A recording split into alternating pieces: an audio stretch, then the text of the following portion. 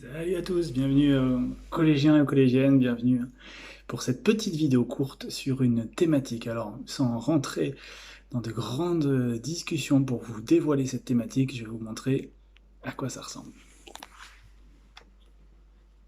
Attention, c'est parti pour la thématique.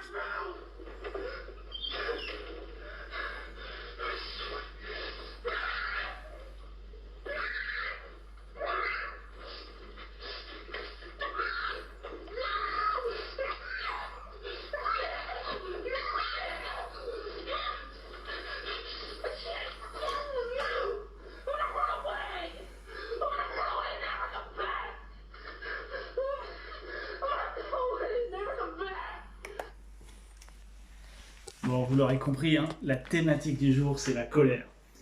Alors la colère, quand est-ce qu'elle vient? Des fois, ça peut être un parent qui nous énerve, qui vient nous donner ce sentiment de colère, un frère ou une sœur qui vient nous titiller, qui nous donne ce sentiment de colère aussi. Des fois, c'est juste un problème de connexion ou un jeu qu'on a perdu.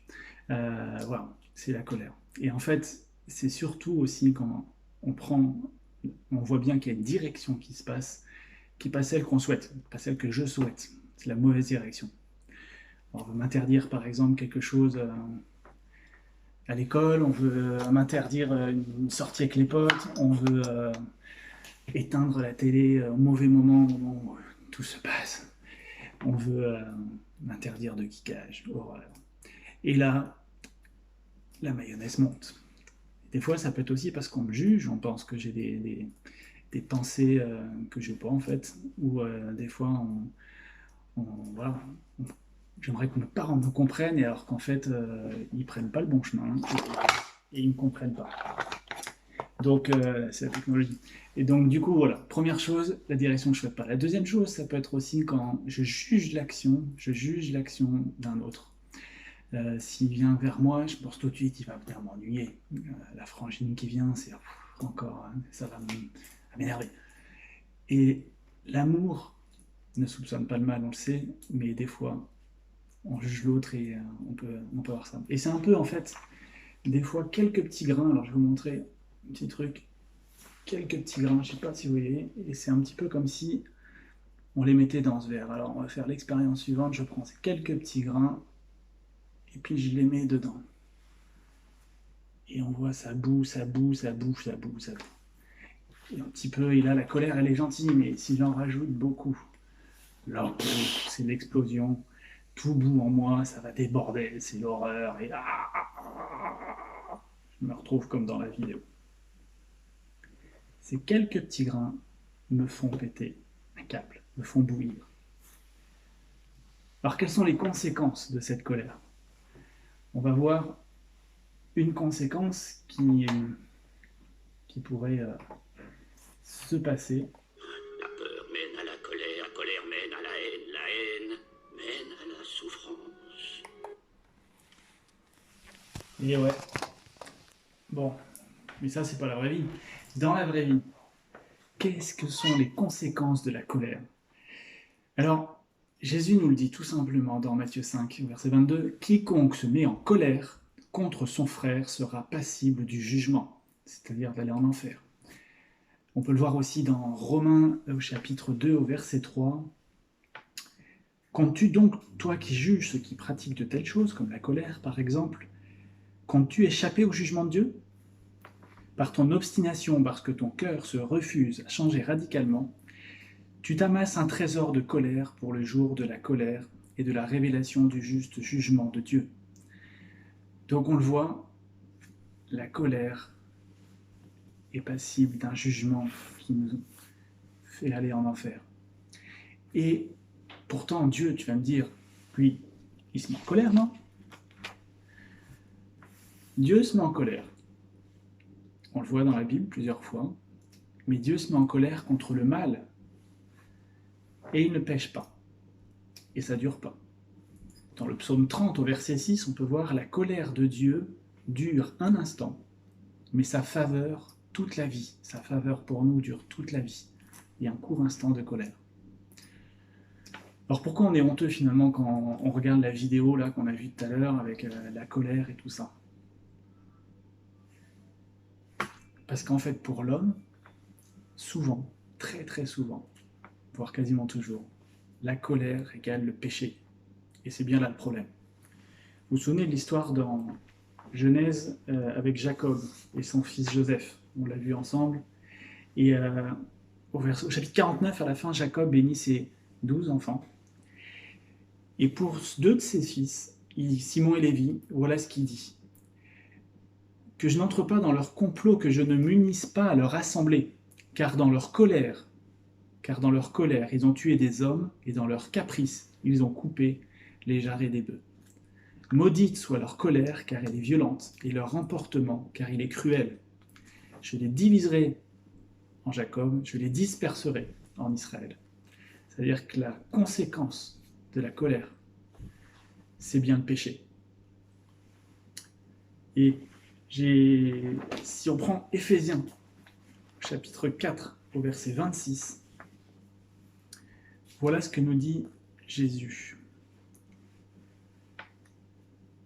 Si vous vous mettez en colère, ne péchez pas. Que le soleil ne se couche pas sur votre irritation. Ne laissez pas de place au diable. Si vous vous mettez en colère, ne péchez pas. Waouh! Mais comment on fait ça? Que faire pour ne pas pécher du coup?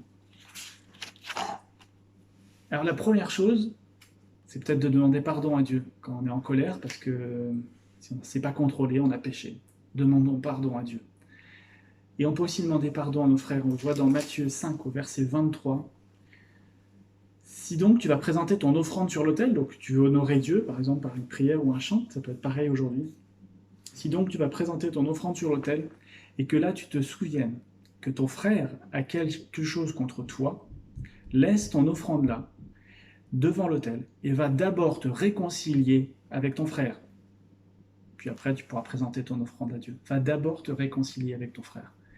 On voit que la première chose qui est importante, c'est de se demander pardon à Dieu et demander pardon à ce frère, à cette sœur, à ce parent, à ce ami qu'on a pu blesser dans cette colère, dans ce moment de colère. Demandons pardon. La deuxième chose, c'est que moi, j'y arrive pas. Et donc, c'est de demander au Saint-Esprit, de demander à Dieu de nous aider. Alors, comment on fait pour demander à Dieu? On va le voir juste après. Mais c'est de reconnaître que sans Dieu, on ne peut pas y arriver. Sans Dieu, notre colère se transforme en péché.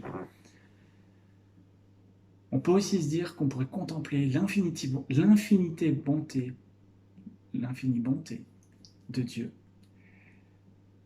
Vous vous souvenez de ce passage qui dit que Dieu est lent à la colère, riche en bonté. Et on peut se dire qu'il est très lent à la colère envers nous, avec tous les péchés qu'on fait, qu'on revient très souvent sur les mêmes péchés, les mêmes fautes. Et pourtant Dieu nous aime et il est très très lent à la colère par rapport à nos péchés souvent. Et on le voit dans la Bible aussi, beaucoup de passages comme ça. Et le quatrième point, c'est peut-être le plus important. Aimer l'autre. Si on sème l'amour, on vient tuer la colère. Les graines d'amour viennent étouffer les mauvaises graines, les mauvaises herbes. Donc concrètement, on fait quoi? Quand je suis en colère, concrètement, je peux déjà faire tout de suite une prière. Dieu, aide-moi, je sens que la colère monte. Vous vous souvenez de cette petite graine qui vient de faire bouillir en moi. À ce moment-là, prie Dieu. Demande-lui de t'aider à ne pas réagir avec de la haine, mais de réagir avec l'amour. Si ça peut t'aider, la deuxième chose que tu peux faire, c'est te retirer. Va dans ta chambre, isole-toi pour réfléchir finalement, est-ce que ça vaut le coup de se mettre en colère pour cette situation-là? La troisième chose, on l'a vu, on peut demander pardon. Si la colère a explosé, ou si on a eu des mauvaises pensées, on peut demander pardon à Dieu, on peut demander pardon à la personne qu'on a blessée. Et la quatrième chose, et ça je vous invite vraiment à le faire, si on regarde la colère immense que Dieu a contre nos péchés, vu le nombre de péchés qu'on fait, et on voit que cette colère de Dieu s'est arrêtée comment?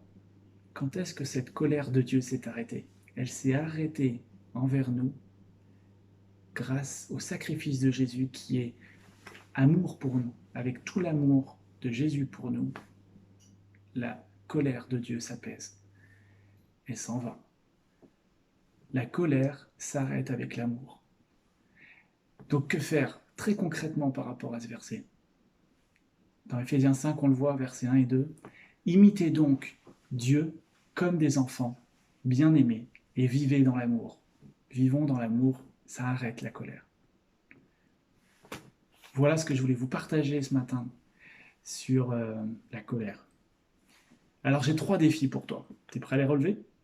Le premier, quand tu sentiras la prochaine fois une colère qui monte, comme ces petits grains qu'on a vus, qu'on ajoute petit à petit dans ce verre, est-ce que tu seras capable de prier et demander à Dieu de t'aider, d'avoir les bonnes attitudes et les bons sentiments, plutôt que de laisser cette colère monter en toi? Tu es prêt à relever ce défi? Le deuxième défi, est-ce que tu es capable de faire aujourd'hui une bonne action envers la dernière personne contre qui tu t'es mis en colère? Faire une bonne action, une action d'amour envers cette personne, dire un mot sympa, gentil, lui apporter je sais pas, un verre d'eau, un goûter, avec autre chose que l'eau peut-être, hein, mais est-ce que tu es capable de faire quelque chose de sympa envers ton frère, ta sœur? Parce que là on est confiné, donc vers les copains, les copines, ou d'écrire un mot sympa envers quelqu'un. Si tu es capable de le faire, tu relèves le deuxième défi, et bravo. Troisième défi que je te propose. Est-ce que tu peux me dire ce qu'il faudrait faire au vu de la colère en lisant dans les livres des Proverbes, au chapitre 15 et au chapitre 21? Je ne te dis pas que c'est au verset 1 du chapitre 15, au verset 14 du chapitre 21, mais voilà. Qu'est-ce qu'on peut faire au vu de la colère et qu'est-ce que nous enseigne le livre des sagesses dans Proverbes? Allez, un défi bonus pour la route. Pourquoi il est juste parfois d'aimer un parent en colère contre nous? Réponse, eh ben, je te propose de la mettre sur WhatsApp ou de m'écrire. Et voilà, ça marche? Allez, très bonne semaine, à très vite.